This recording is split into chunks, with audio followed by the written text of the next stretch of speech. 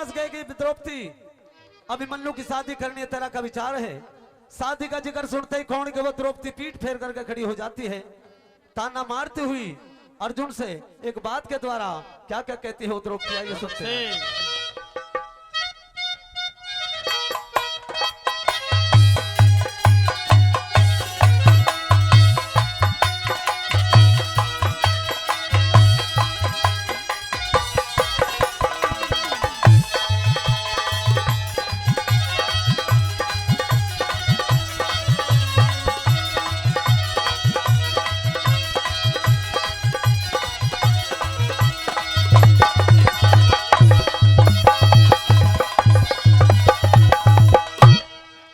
अर्जुन जो कह लगे द्रौपदी बड़े खुशी की बात, या तू अभिमन्यु का ब्याह कर ले, पर रस्ता तो उधर बहु चाले, तू घर बैठन का राह कर ले। द्रौपदी नहीं मानती है और एक बात के द्वारा किस तरह से क्या क्या कहती है, क्या बताएगा?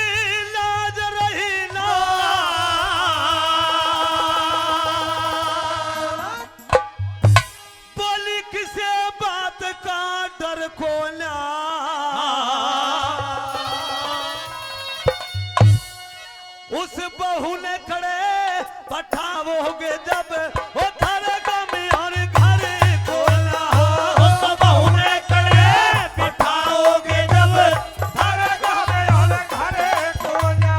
ओए छतरा पर की लाज रही ना, छतरा पर की लाज रही ना, एक एक से बात का डर खोला, बहू ने खड़े पठाओगे जब थारे गमी और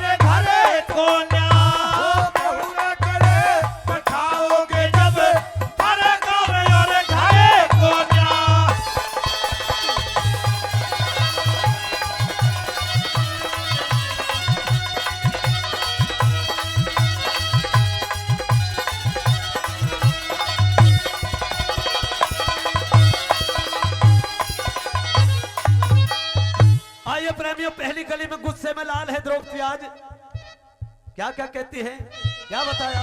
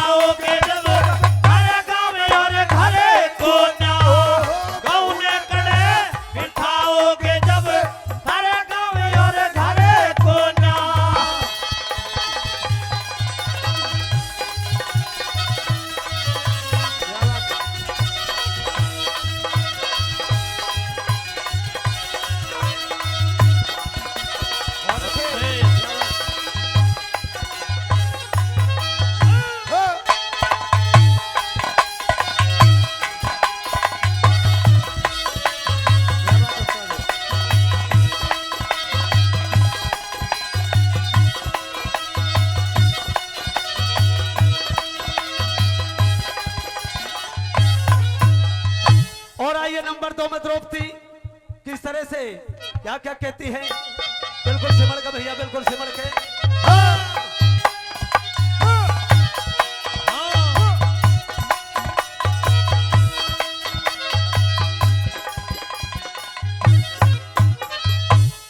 जिनके पति हिजड़े हो, जिनके पति हिजड़े हो।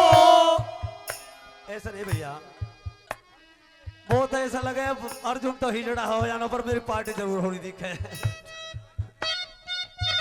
अरे जिनके पति हिजड़े हो उन वीर न फांसी हुआ करे, जो छतरी हो के रण तह भाजे है उनकी हाथी हुआ करे।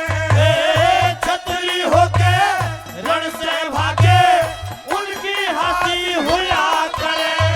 पर के जाने बहु लाड चावले नई नवासी हुआ करे।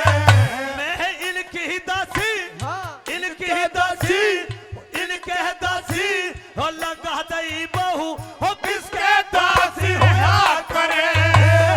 इनके दासी लगा दई बहु किसके दासी हुआ करे।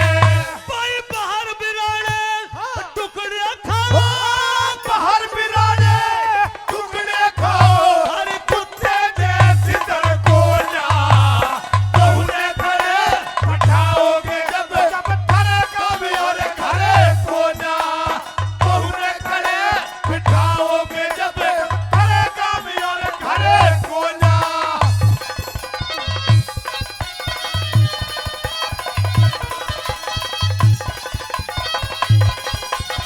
बहुत अच्छे। वो पति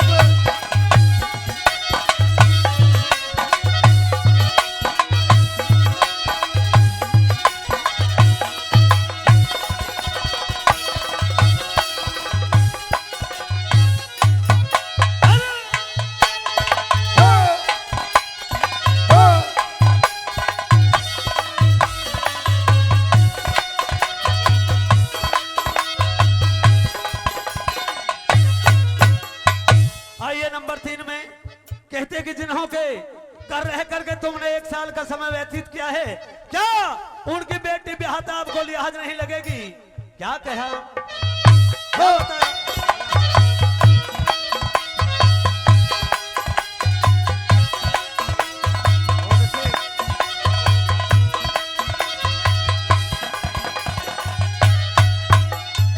ओ मेरी बात जान ना मानोगे, मेरी बात जो ना मानोगे।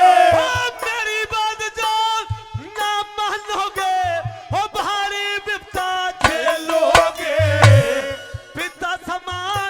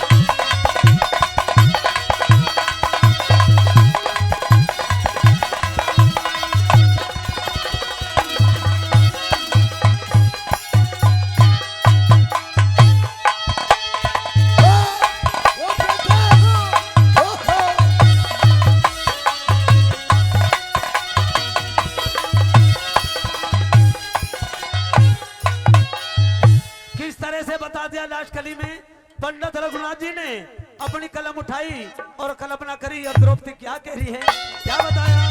ओहो ओहो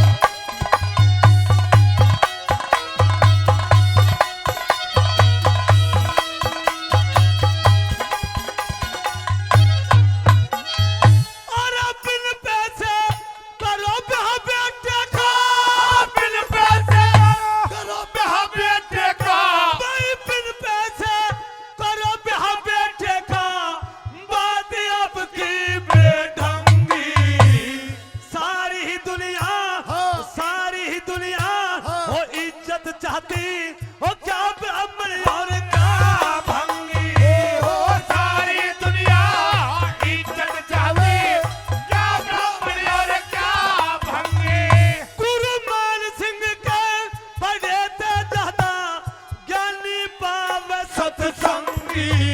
ये दरियोधन की, ये दरियोधन की, हाँ। दरियोधन की, ओ बाई जांग पे ओ बहु बैठा